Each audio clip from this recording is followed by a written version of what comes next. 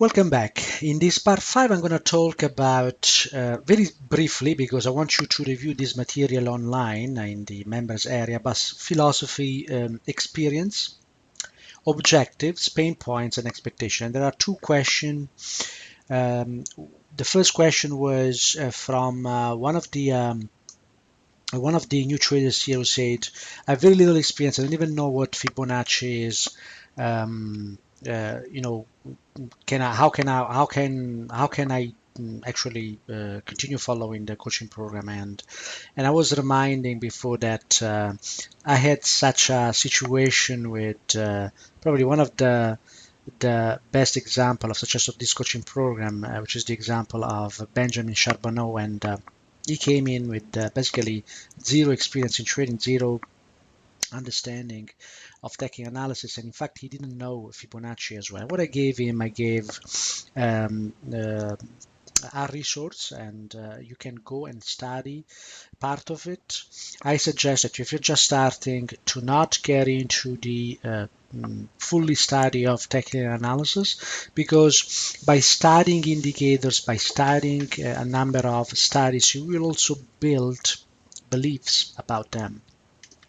And once you build beliefs about how the market should work, it is sometimes difficult to undo those beliefs. And that's the reason why before I was saying, if you're just starting with trading, you have an advantage. Use that advantage. And uh, in trading, less is more. It's not the opposite. The more you know, the more beliefs you might create about how the market works, and that's always dangerous. So be very careful about that. So let's start, and I'll cover the first part, which is the philosophy, and then I'll ask you, and we will comment a little bit on objectives because there was a question there, and then I'll leave you to review this material, very good material on the in the member area. Now, as you mentioned before, these are the main points of our philosophy. A factual distinction: we do things differently. Okay, this is my philosophy. If we do things like everybody else, uh, what can we expect? Well, what we can expect is that we're going to produce exactly the same results. The opportunity is given by the presence of algorithmic trading. And again, there are thousands and thousands of algorithms. We focus on a very powerful class that takes position on the weekly, monthly, the daily, and of course is active also on the smaller time frame, which is derived by program trading of the 80s. We only use and proven grounded price behavior. When I say grounded, is that when we identify before the fact 50% level and we see the market actually bouncing from those levels to the peak sometimes, then we can claim that those are actually grounded. Okay, so grounded in the way price behaves. Of course, again and again, we're not going to buy those levels blindly. We need to test them. My philosophy is also considers that the majority of technical analysis it's a self-fulfilling prophecy, and this is a flawed concept. Okay, and things do not happen just because they're written on books or because a lot of people do it. There can be a very little change, subtle change, that can change the behavior of price. I also avoid using multiple signals and reconciliation of multiple signals. In fact, as you will see, you will often see lines on my charts, and those are the levels where we anticipate participation. I don't use multiple signals. Obviously, if smart money and dump money will agree on the direction of the market, you could consider that as a multiple signals. I don't think it's a multiple signals because, again, smart money does not give signals. It actually follows or obstacles price. And if smart money obstacles price at a level which is also participated by smart money, obviously, I want to know that and take advantage of it. But the signal is always one. It's the smart money signal. I do not rely on planned news and fundamental analysis. I don't trade. I'm not a news trader. I believe the news complete setup from smart money. I don't believe that you can. Of course, you can take advantage of it if you like to trade on the 1 million, the 5 million charts. That's not what something I like. I like participation, emotional participation, and higher volume during planning news to complete my trades.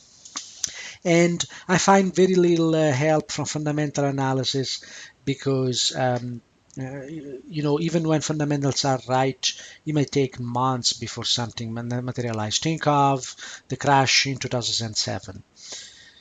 It was very well known that it was not a liquidity problem, it was a solvency problem months before, but only, I believe, in August 2007, then that became clear to everybody. And yet the market was still going higher or still going lateral. Okay, just to make an example, strictly follow key rules and correct decision making. As they say,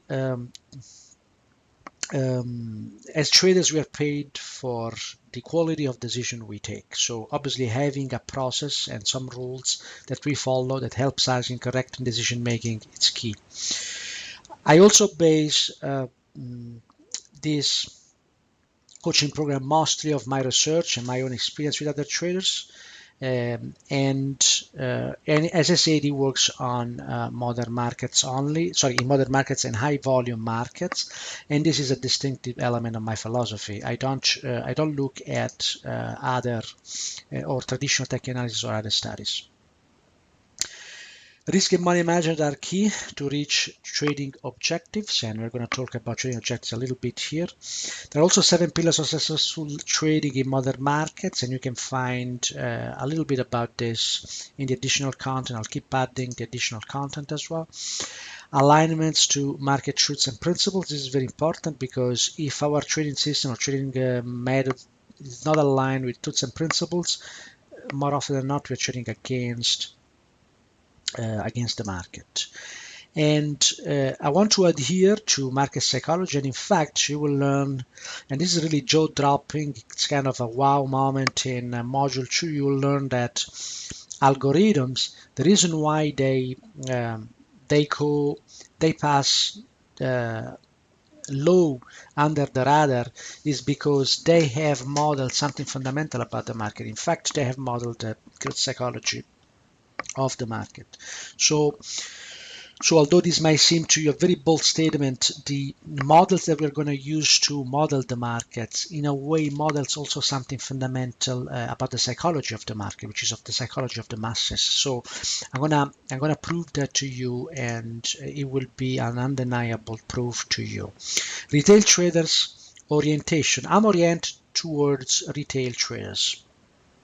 Everything I do, I don't want to do to advance the agenda of a big bank.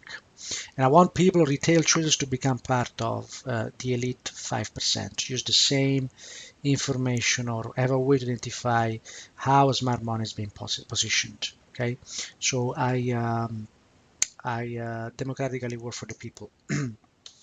So now. In the first 4 sessions, I have students with every type of experience, few months at 0 up to 19, 20 plus years. Okay, so you will fall somewhere in that spectrum there. Now, before there was a question from Danny, and the question is very simple. What high-level trading objective means.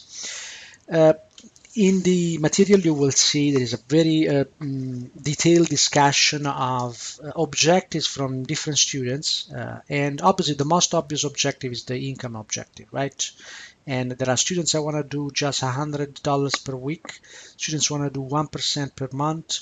Students want to do 5%, 10% up, and I had someone saying, I want to do 45% monthly, 25 to 45% monthly. Now, so far, with the students I had recently in August 2016, one student who reported to me 47 units of risk in 1 month, and that was the month of August this year. In October, Another student reported to me 100% return. No, I'm not trying to represent that these returns are typical, that you will reach them and any of all this. I'm just saying that this is possible. Okay, these objectives are possible. Will you realize this objective next month? No, you will not. I can tell you right away.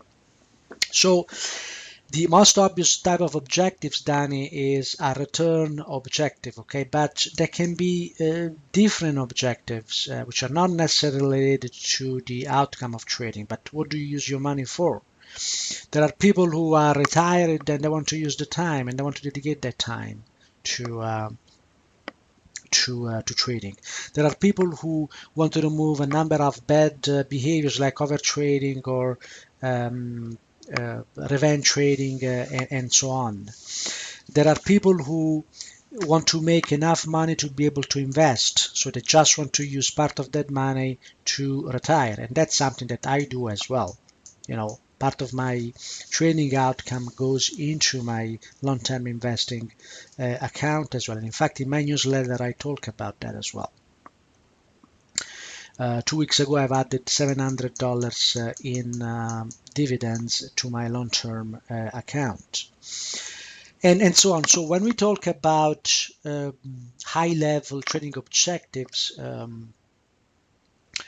Danny, we have to encompass everything. We're not talking about income, and that's important. I understand the most important probably. But the motivation for you to become a successful trader will come from elements different from money. That's I can tell you, and that's why and that's why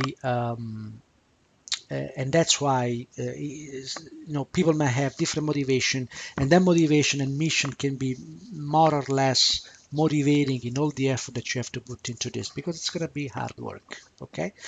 And Brian's saying my main focus is defense, not a question. Very good. Objective is to defend yourself. Actually, probably that objective has to be changed a little bit. Brian saying my objective is um, to make a living or make X per month by managing risk strictly. So that would be one of the objectives to be stated there. Okay. Now, there are a number of objectives that came from my own experience and from the experience of other students that I've been collecting and commenting in the uh, in the websites. You can review that. Sometimes uh, objectives mix with expectation and pain points. An objective could be to manage a specific pain points. For example, some people don't know where to exit the market, make a decision on where price will go next, and I don't remember where is that one, but basically some people don't know where to exit the market, how to identify exit price level. So we will cover that. That's a pain point, right?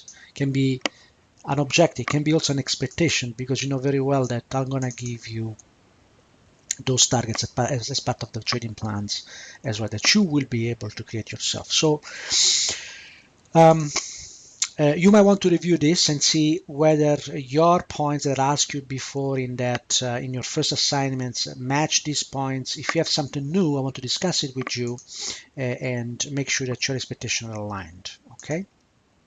And as you can see, there are a lot of expectations. Remove painful and slow learning by trial and error. That's exactly what happens when, that's exactly what happened for me in the first 6 years of my experience, because I had no mentors. And to be very honest with you, I don't need to teach this coaching program. I do it because I find pleasure in doing this, in helping people, and um, and it's something that allows me to give back, but I don't need to do this. All right, so the So this concludes this part 5 here, and again this links to the exercise and first assignments I gave to you because I want to know where you're coming from, what are your expectations, what are your main 3 issues you have, what are your expectations on the coaching program, and so on. And if you don't find them expressed in the video, in the original material, let's work around it. I want to understand them and I help you to put them in context. Okay, and that's it. Thanks for watching.